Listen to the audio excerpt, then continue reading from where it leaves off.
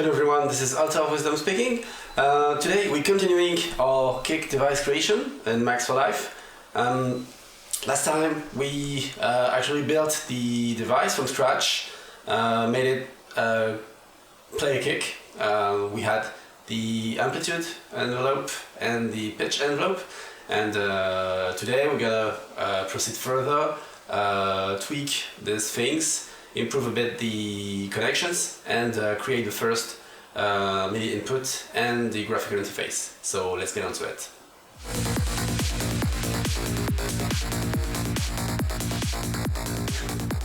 Okay, alright, so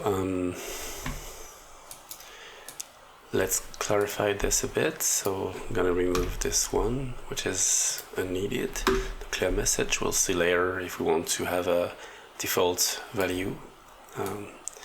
Put this here, so we have our amp envelope there, and as for the amp envelope, we probably need to set up the pitch envelope as a function to have more precise control on what it does. Yeah, let's just remove this, and I'm gonna copy all this thing here up to the curve, and so the curve will control, we'll check, probably this is wrong, but the curve will control the pitch. This curve will control the pitch. So this would be the duration, so it's probably not needed to have two different lengths, because the kick length is there, so the same message, the same knob will control both the length of this function and this one. And what we can do now is do something which corresponds to what we usually want to have on a kick. Just a thing that I want to explain. Sometimes you see the display changing. It's me locking, what is called locking the device, preventing from any addition, which is the most convenient way to edit the actual values that you have here. If I do that without in edit mode, then I usually will just screw it up, because to edit the curves you have to alt click drag to change the curves, and if I do alt and drag on edit mode, I would just copy the full function, which is very inconvenient. So to switch from edit mode and locked mode, you need to use, so that's Command E under macOS, so probably Control E under Windows. So I'm unlocking and locking, as you can see. So now if I shift click here, I'm gonna remove the point, and if I do something like so, then we'll have something like a nice shape for our pitch. And I want to make sure that this maximum value, the maximum value here will be the value that I've put there, and the minimum value, which corresponds to 0 here, y equals to 0, will be the minimum value. So I think we have something which seems to work. Yeah.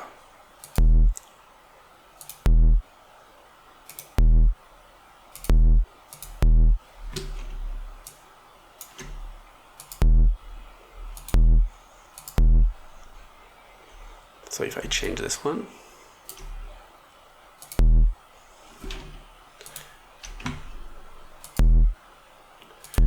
there's probably something wrong, because the pitch is not changing anymore if you hear it. And I think I can explain why. Let's have a look at the output of scale, making sure that it's happening okay. So the scale, let's say, is gonna go in this Y range between 10 and 2500 to make sure that we see everything. And let's click on it. Yeah, nothing seems to happen from there. So we have no pitch modification. So let's try to understand. So let's have a look at the exact output of curve to see if something's happening. Yeah, but in that case I won't see it, because again that's between 0 and 1.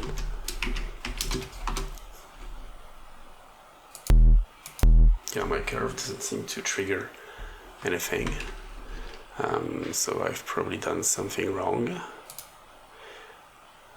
No data. Okay, yeah, I know what I did.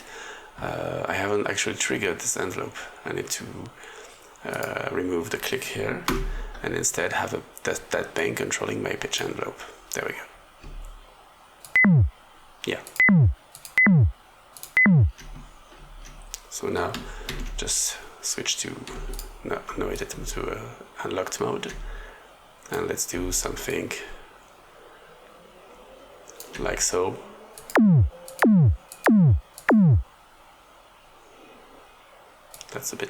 That's too fast, too slow.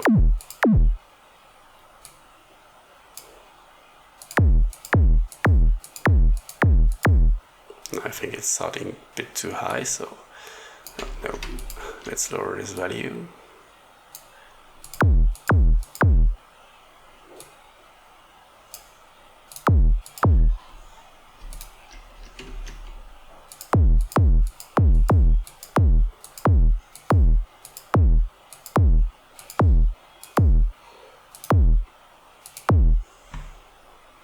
Yeah, that's probably not too bad. Usually what we want to have is something a bit more like so. And that amp envelope should be pretty similar in the second part.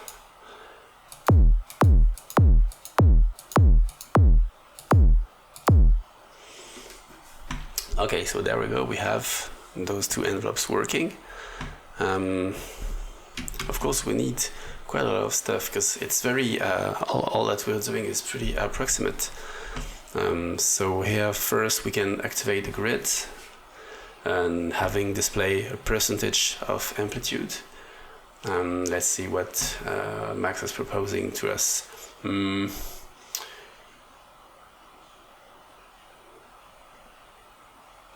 Horizontal grid I want to display. I think we can decide which one I want to display. Display grid, yeah. I want to have the both grids, for example. I'm not sure it makes sense to display the horizontal one, but there we have it. And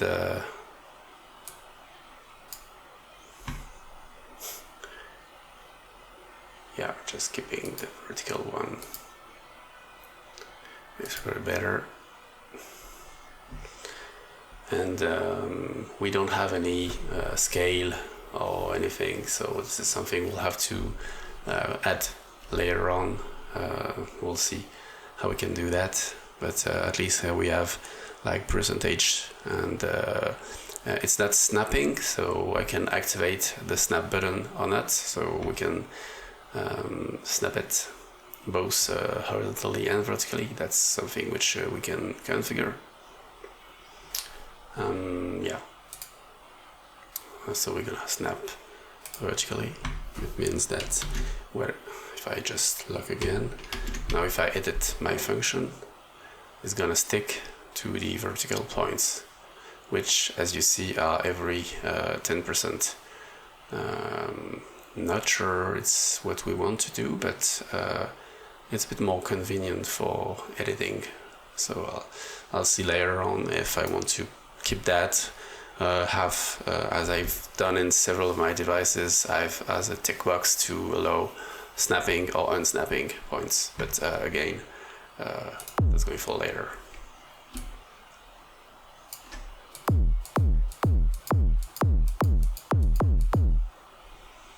The maximum frequency is a bit high, I would say, so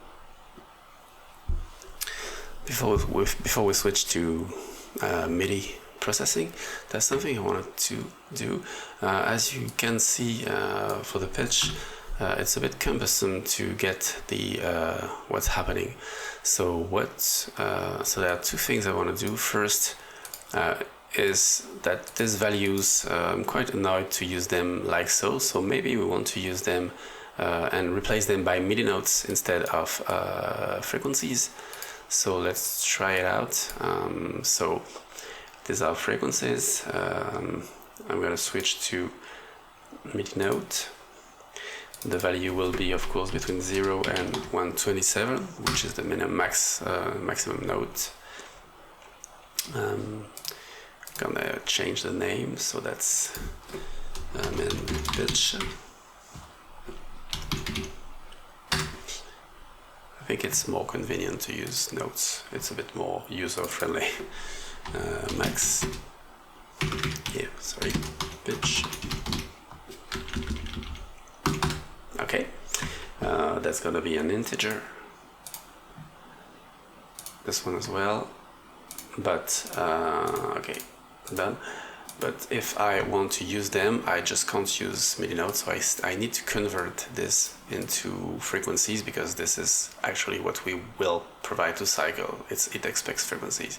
So we have that convenient object, which is called M2F, which means MIDI to frequency, which is exactly doing what we are looking for.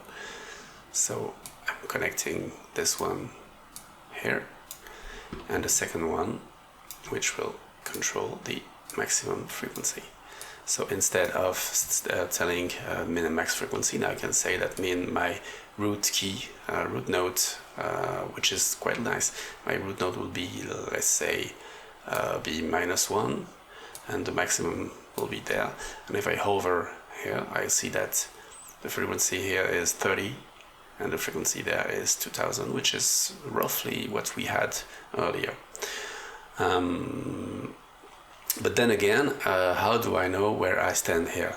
I have actually no clue on that, so this is something that we can achieve using that object. And I see that output mouse information ticks, which allows to report, if I read it, when mouse reports state 1, a 3-item list of mouse data is output from the third outlet. And it corresponds to the current point under the mouse pointer. So that's going to be the value which is under the mouse pointer. So let's try it out. And to monitor what's happening, I'm going to add a message here, which will be filled by the value here. So now I'm going to, I need to, yeah, as you see here, these are the values. So we have, so first number is the x value, second number is the y value, so that's between 0 and 1, and the third one would probably mean the curve. No, I'm not sure. What does it say? I don't think that we're gonna use it, but third item, no, not here, there. If no point, the third is contained mouse cursor, X, Y, and the current point under the mouse pointer. Okay, so that's making sure that I'm above a point. Yeah, or not above a point. Yeah, that's not. Yeah, I'm sick. Okay, so now I'm over the point number 0, point number 1, point number 2, and point number 3. That's perfect. So we can use that. To actually display where we stand. So let's use this information, but again we're gonna have information between 0 and 1, and it's not what we want. So let's see if we can do that better. Yeah, low and high display range, y-axis. Maybe that's a better idea. To change the actual range of this one when we change the min and max pitch.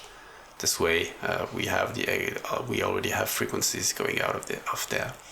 So how do we do that, and making sure that we're not losing the envelope and it's going to be scaled? So let's give it a try. So it's expecting range, so that's going to be range followed by the minimum value and the maximum value. So how do we do that? We're gonna have to use the pack object, which conveniently gathers two numbers and send them out simultaneously. So let's use, so it's gonna be there and there, so that's gonna be the minimum and maximum values, and I want to send this information preceded by range. And how do I address those two numbers? You've seen earlier that I was using $1 to address a number. So that's going to be $1, which corresponds to the first number, and $2, which corresponds to the second number of the list that we have here. And if I send that to my function, I think we can have what we want. Let's give it a try. No, it's okay.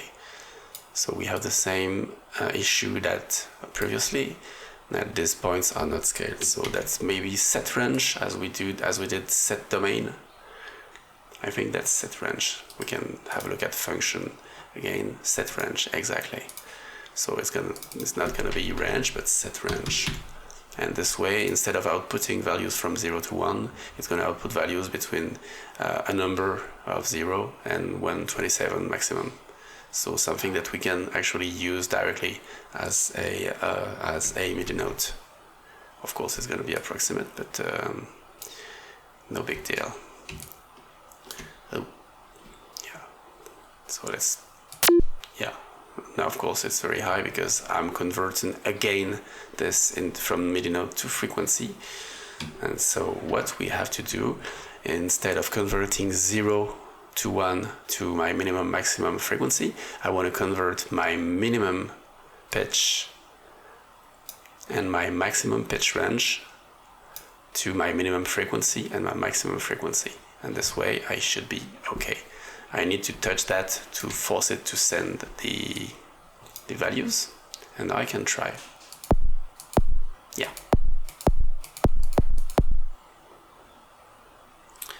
And so now, as you see me hovering on the function, the y value that I get is a note value. Maybe I can widen a bit that message because it's not very clearly readable. Yeah, like so, it's gonna be better. So first number is the milliseconds, second number is the note number, and the third number is the number of the point, but we don't care about it. And now I can use this information to display the note which corresponds to where I am. How do I do that?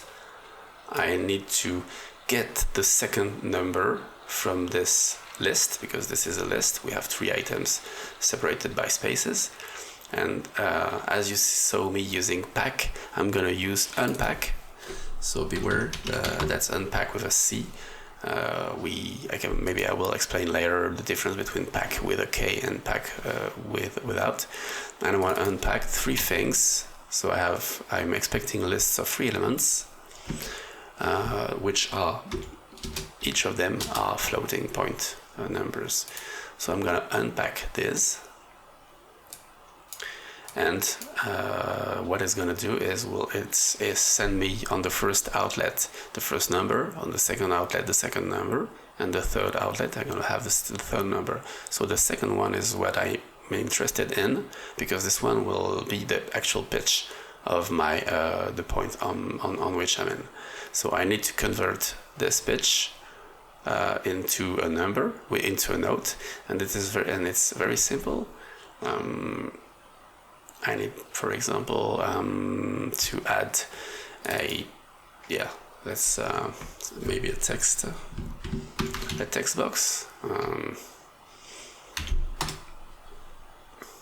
something that I can change in terms of display. So the text box is not what I want to have. So let's use live not menu numbox. Yeah, live numbox is what I want to have. So this is a box that you are probably familiar with because it's everywhere in live. And now this box, I can tell Max to display that as a MIDI note. So as you see here, it's 0, so it's C minus 2. So I connect that here, and now if I hover, I'll see for each point. So it's telling me that that all these points are okay. So that's where I am. So now I'm on this point. I'm G sharp minus 2. Here I'm G sharp minus 2 again, and we are going upward up to A4. That's good. So this is an information which is very useful when you want to edit your kick. So okay, I think we're good for now. Of course, if I switch back to presentation mode, we still don't have anything in presentation mode. It means that my device is actually able to provide it to play a kick, but the only way to do so is click on this button, and it has absolutely no interface. If I if I close max session, you see that my device is there and it has absolutely nothing to display because I haven't added any graphical interface to it. So this is going to be the next step. So using the MIDI and making the first display elements of the kick. So let's go. Alright, so let's skin up a bit. Some other stuff which annoy me. Firstly, set domain doesn't need to be duplicated. Let's just that's how we want it. So we don't need to have two set domains. So whatever the pitch length is, the amplitude length will be the same, which makes sense. Next,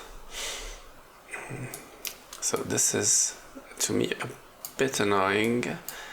Let's do a quick trick that I use quite a lot, as you never know when the user will just switch the values and use a lower value for maximum and a higher value for minimum. So we gotta sort them. So how do we do that? Actually, we want to have an expression which allows us to compute something, and what I want to compute is the minimum value. So that's min of $F1, which going to correspond to my first input. So we're going to compute the minimum value of these two, and we also want the maximum value. So we're sure that here we want some, let's just, everything that goes there would actually comes from there, and same here.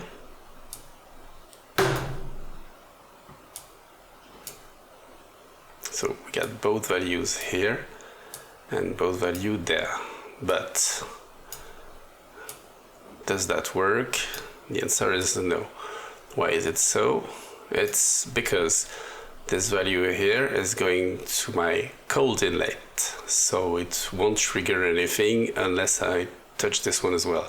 So we need to use our trigger, bang, float, and instead of going directly to there, I'm gonna activate the float here, connect there, and send a bang whenever I touch this knob. So this way I'm sure that I have my minimum and maximum value in the proper order and updated each time I touch one of them.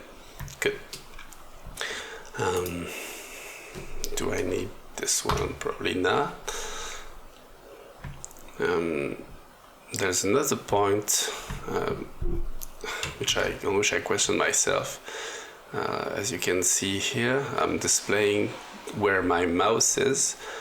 Maybe that would be more interesting to know where I stand whenever I'm hovering, so there's y coordinate, instead of knowing where I am, which it isn't actually that much interesting.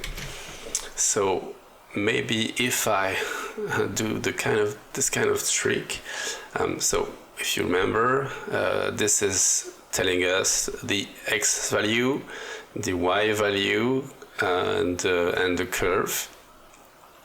So, but the y value of my mouse. The x value is gonna be the one on which I'm hovering, so that's good. But the y value, instead of seeing where my mouse is, I want to know what value this function computes for that x coordinate.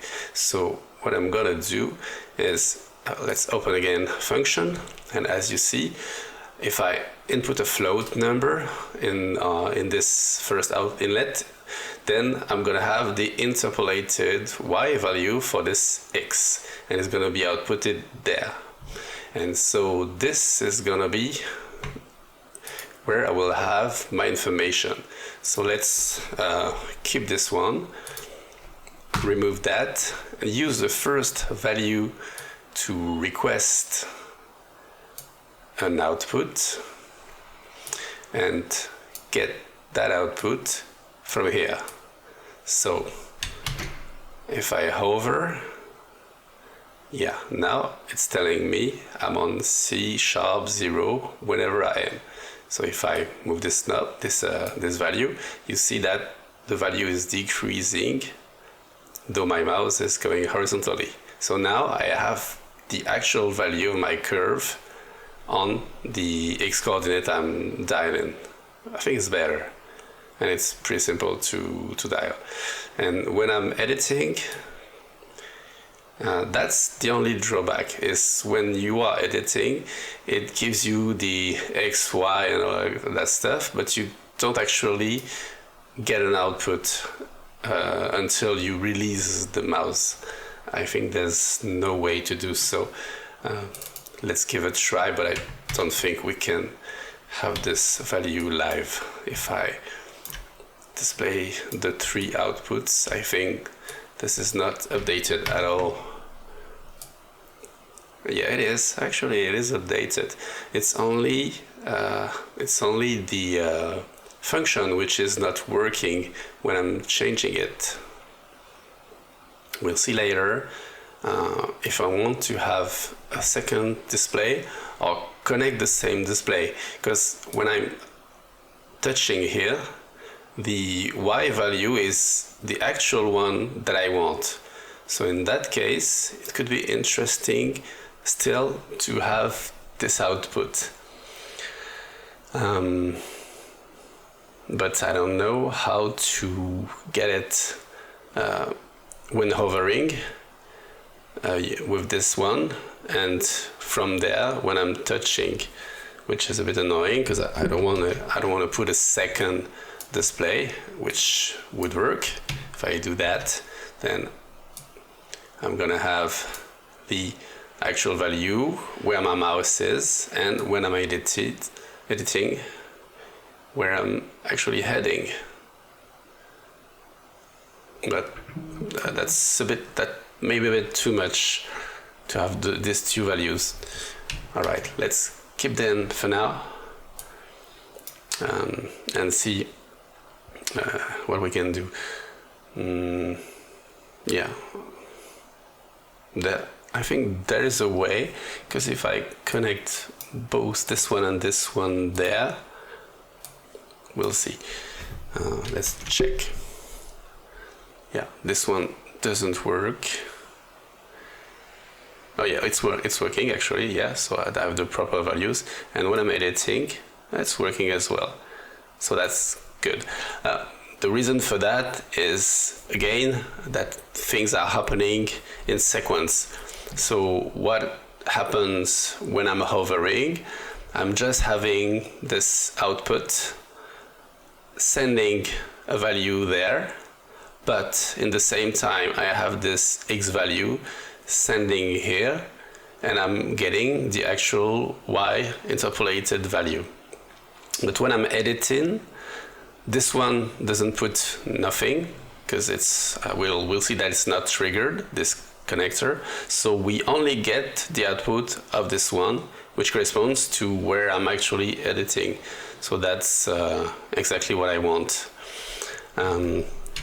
Alright, and finally, this value here is interesting as well, because that's my milliseconds, because my range is in milliseconds. So let's copy this thing and connect it there instead of my float here, and I'm gonna change this one and display it in as a time, so that's gonna be milliseconds.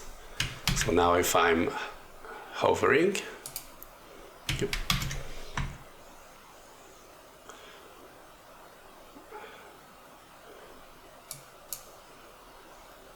Interestingly, oh yeah, that's my fault. 127 is the maximum value for that I've put on my floating number here. So as the maximum value on our kick would be 500, but I think I'm gonna change that. Maybe let's go crazy. Let's go up to 1 second. So this will actually go from 50 to 1000, same. Okay, lock, and now I can edit, and I know exactly what I'm editing as I'm doing it, which is a good point. Shift click on the point to remove it. Let's just tweak it a bit. Yeah, that's an 808, but it's better. This whole thing is a mess, so I'm going to spend a bit of time just putting things a bit cleaner before we move on to MIDI stuff.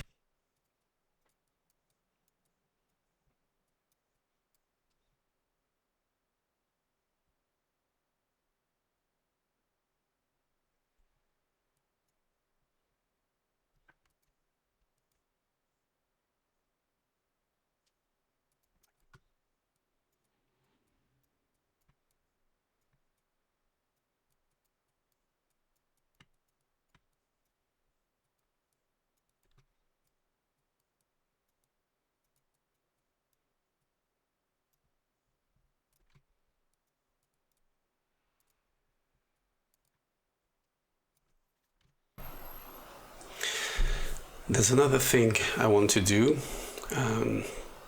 as even though my kick is pretty okay, I identify here that our sine wave here is not actually triggering whenever we send a kick, because that's freely running, so I'm just setting a new frequency, but it's just starting from where it is, and that's it. And this is a bit annoying, so I think that we need to force that to happen, to retrigger, to make sure that we have a sample actuate reproduction of my kick.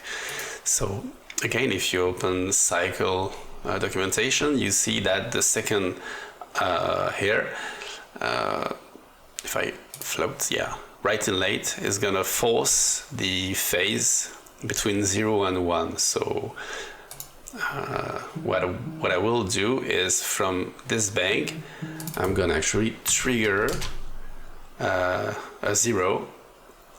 Of course, I can do it much simpler, just by a message. If I send a message containing 0, connect it there, and use the bank to output that message using the hot inlay. Then each time I press here, my sine wave will start over from 0.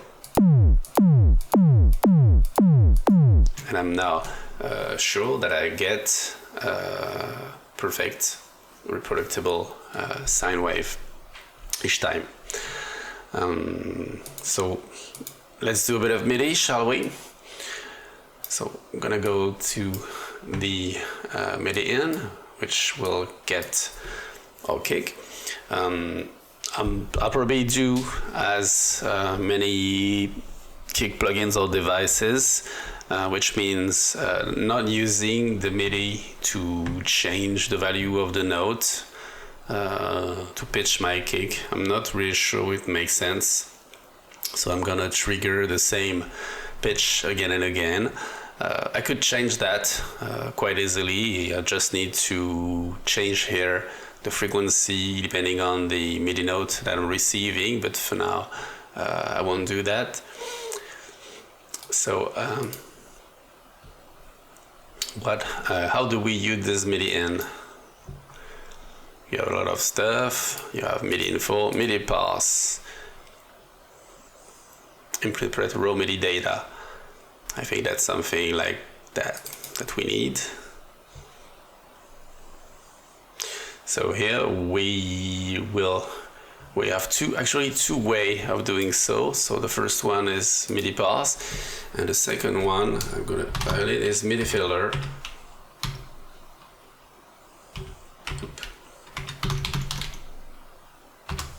Yep. MIDI select, sorry. That's MIDI select, not MIDI filter. So if I compare these two implementations,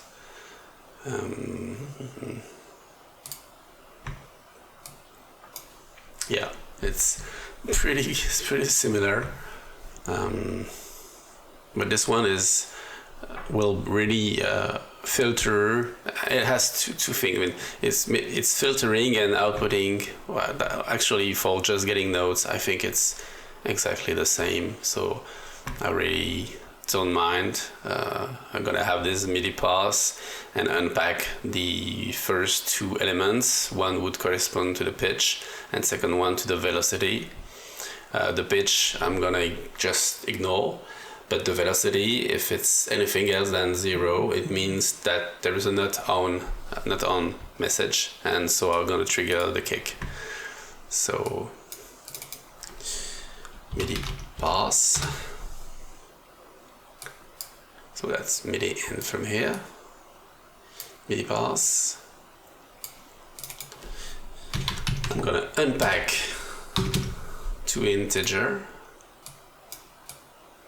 So this one will be the pitch and this one the velocity. And each time the velocity is different from 0, I want to trigger the kick. How do I do that? Simply, I'm gonna use the equal or maybe different from 0. So whatever I connect here will be compared to 0, and the outlet will represent 0 or 1 depending on whether the condition is fulfilled or not. So if I press a key, it's going to output 1. If I release a key, it's going to output 0. So it's probably what we want. But now I need to trigger a bang when it's 1. And I do that using select, abbreviation cell. And I'm gonna select the answer 1. Connect it there and here to trigger my bang. So I'm gonna simulate that. If I connect here, I'm gonna output. So I'm changing this value. So each time I change the value, it does the comparison, so it triggers a kick. But if I go down and I press 0, nothing happens, which is what we want. So we actually had just connected a kick, and now normally if I close my device and I put some notes here, wherever the notes, I play that, we should hear something. And that's it. So now we connected the MIDI to the outside world. There's a thing we maybe want to do is use the velocity to dial the full amplitude of the kick. That's actually the velocity to amp. Can do that pretty easily. Yeah, because this curve will actually represent our amplitude. So if I just multiply this value audio signal by something, I should be able to lower the amplitude of my kick. But what is the value that we want to use? It's actually almost our velocity, because velocity goes from 0 to 127, so I don't want to multiply that by 127, that would be awful. So I'm actually going to divide my velocity by 127 with a point, because I want that division to happen using decimals. If I don't do that, I'm gonna output 0 or 1, because I'm gonna divide an integer by another integer. I don't want to do that. So I'm using here, connected there, and my velocity, which is there, will actually control my amplitude envelope. Let's save that, and we're gonna do some kind of a crescendo. So this one's gonna be almost silent, this one a bit higher in volume, this one as well, and this one full volume. Let's check it out.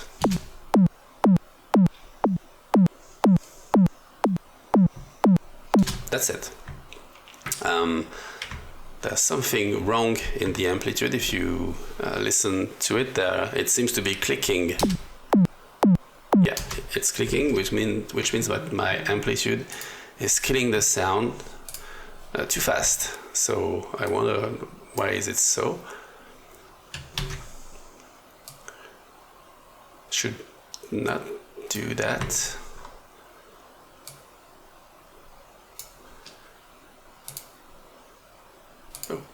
Oh yeah, I get I don't have any velocity now, so I'm gonna use the same trick. I'm gonna trigger like 64.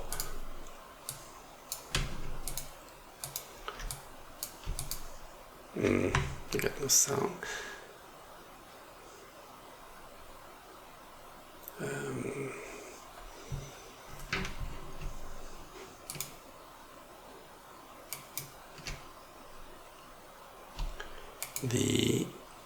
My amplitude envelope doesn't seem to be triggered. No data here. Oh yeah, my fault.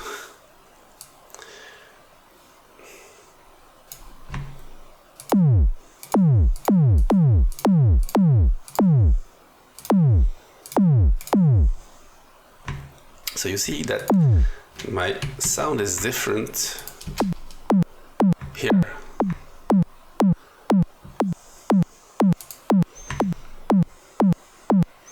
Because I'm sending the 0 value here, so I'm interrupting the sound when I release the note.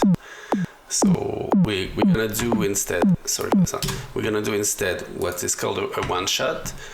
So whatever the velocity, I don't want to change this envelope, so I'm gonna pass only the values which are different from 0 to my amplitude envelope. How do I do that? Instead of going directly from here to there, which would send a 0, I'm gonna condition that information when I'm in the situation where I get an actual amplitude. So let's use a message, connect my velocity to the message and the message to this divider, and when the kick happens, I'm gonna trigger that message. Let's give it a try. Yeah.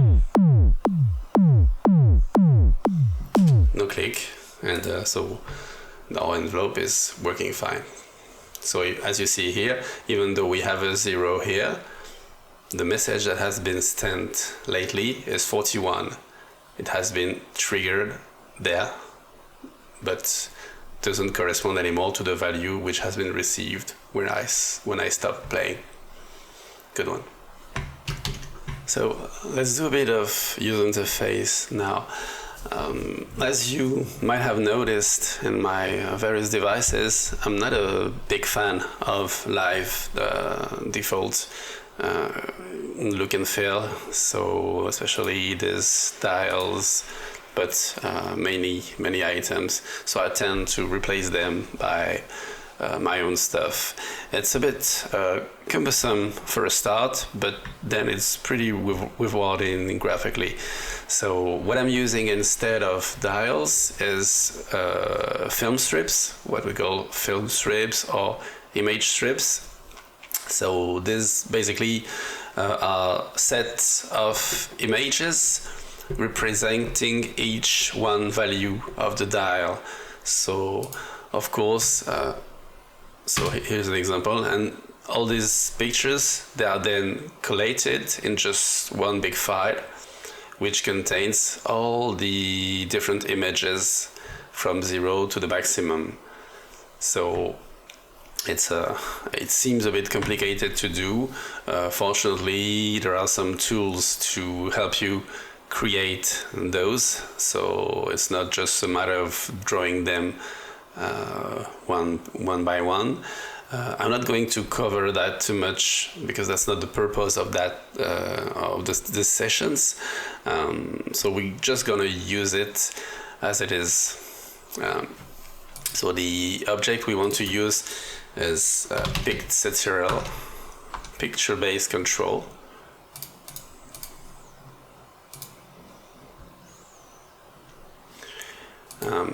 We're gonna use, let's see, yeah, this one. So opening information, clicking on it, choosing the file. So I'm gonna cheat a bit and use the spotlight to find it in my computer.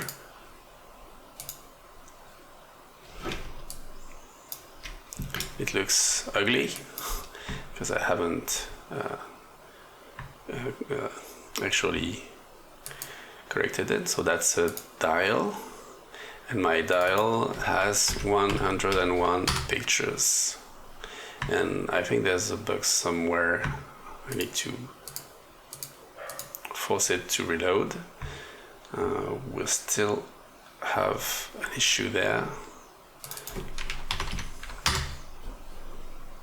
Check again. No, not yet. Has clicked image. No. But each time you change something, I think you have to switch back. Yeah, there we go. So it looks pretty nice. So how do I control that? I need to ask it to switch to some value. So if I use an integer here,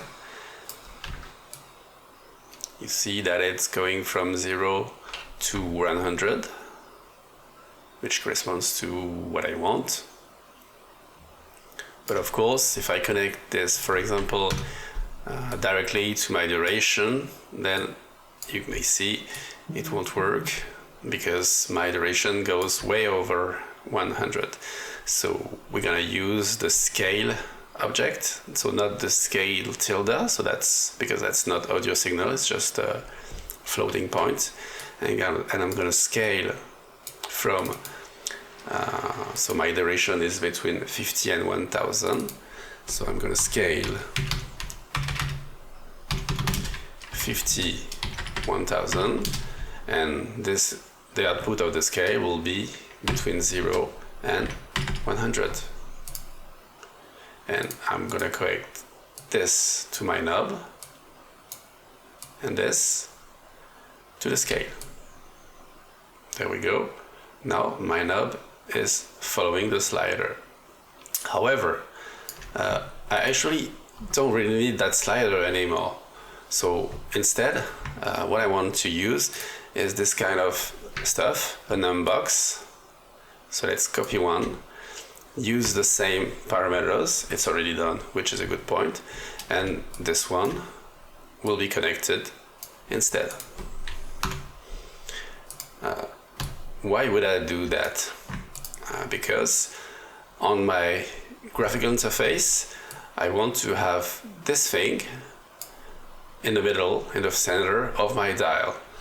So of course here, if I turn the knob, we have something which is quite nice, which follows the cursor and which just fit my needs.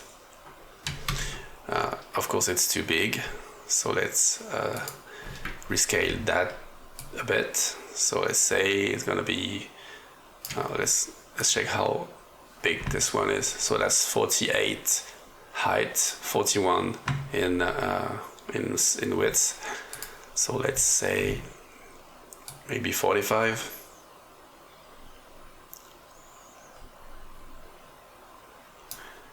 Something like that. To check how big it is, I'm gonna start working a bit on the UI. So I'm gonna right click on that object and add it to the presentation. So I'm gonna add it to the GUI. So now if I switch to GUI, it's there. And I can put it where I want. So this one will be the amplitude of the duration of our kick. Let's set it up with this one. This one has an issue because it has a border, which I don't want. It has a background as well, which is useless. So I'm going to change it. So here, background color, I'm going to set it to fixed with 0 opacity. It's going to be transparent.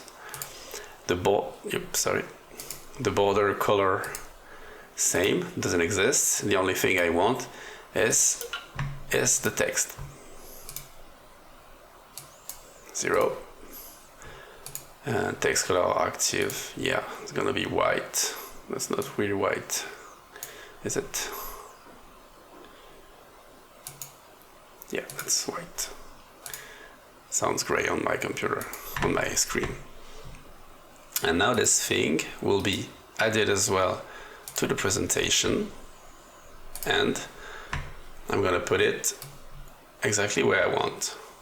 So if I just put it in the middle, so like so, and I lock my device, if I click here, it actually doesn't work because it works only when I am on the text, and that's an issue.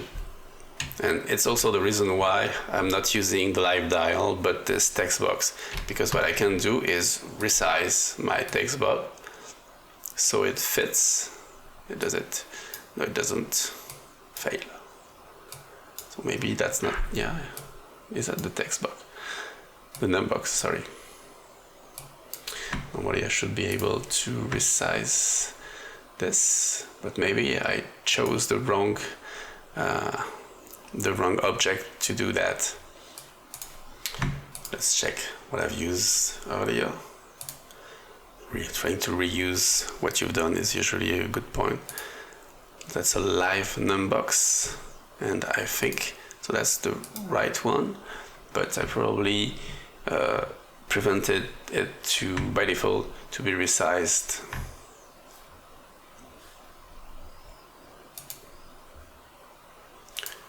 LCD, yeah, LCD seems to be resizable, so the display style has an impact, but I need to redo part of my stuff. So opacity 0, LCD color gonna be white, and LCD color gray. That's okay with me. Now I can make sure that it overlaps with the knob, and I see that my knob is a bit too small to fit, so I have two choices. I can lower the size of my text. By the way, I can put it center instead of left align. So now I get something which is okay-ish. Shall we stop there? Yeah, I think it's fine. And now I'm missing another thing. I'm missing a label, so I'm gonna add a label. It's gonna be again text. Well, maybe just a comment. It's usually simpler. So my text will be length. It's unreadable, but we're gonna change that. Center aligned. Usually like to use that yellowish stuff. No, sorry, not the background, but the text color. For using this yellowish stuff for parameters, for things that you can't click, but it's pretty big, so I'm gonna reduce the size as well. Maybe too small now. There we go. So it's aligned left. Yeah, it's not enough. I probably need to make that still bigger. So let's make it. Ooh, that's not the right one. I'm gonna put my knob on its presentation rectangle, so the shape it has on the graphical interface. So we got the X coordinate, Y coordinate, and the width and height. So it's gonna be 50-50. So I'm gonna do the same for that.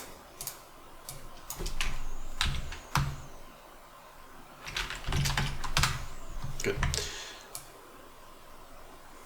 Make sure that they are aligned. And now you see these lines, it's telling me where I'm heading to, but it's not exactly it. Yeah, I'm a bit of a control freak on that. Now I'll put this here, align there, and I got my knob, which is working fine. And put the lens a bit lower. There we go. We're gonna do the same for the other parameters. Of course, I won't do everything from scratch, so I'm gonna copy. I'm gonna copy these 3 items to here. So this will be between 0 and 127. It's gonna be a midi note, and so 0 to 127 will be mapped to my values. And instead of connecting this one, I'm going to connect this one. I can remove that, copy it a second time, and use that for the maximum with the exact same parameters.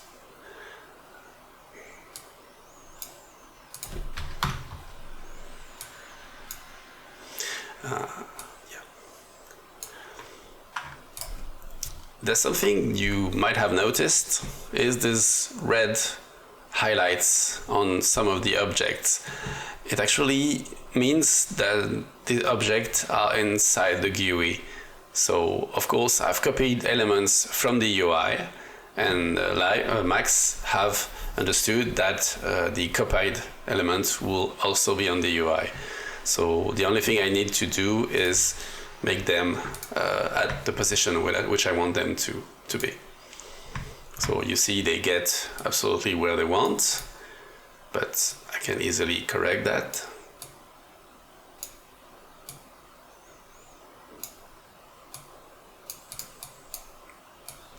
This one is minimum.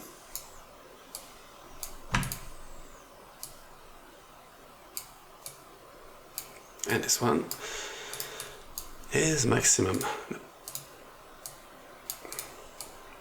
No better.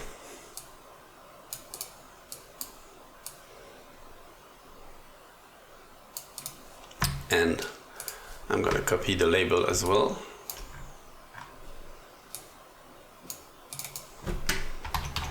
So that's, oops, sorry, min.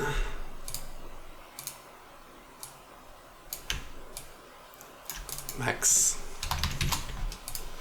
And I'm going to put a title, which will be pitch. So we got min here. So as you see, it has the same size. So I don't need to redo it. Max will be there, but probably better to put them like so. And now I'm gonna use alignment stuff. So align everything on top, and this ones will be aligned on the bottom. And the pitch, the label, is gonna be there. I'm gonna make it a bit bigger. So I have my lens here and my pitch there.